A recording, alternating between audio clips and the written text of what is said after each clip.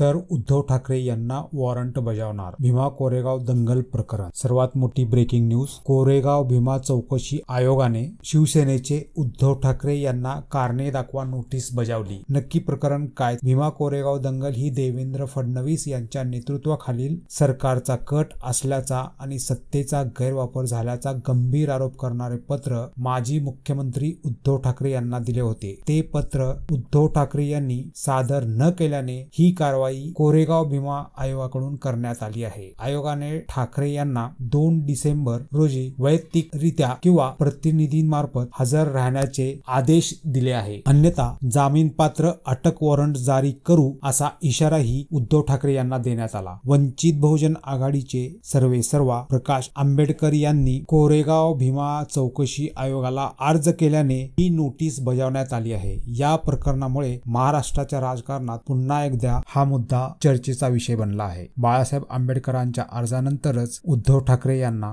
ही notice बजावण्यात आली.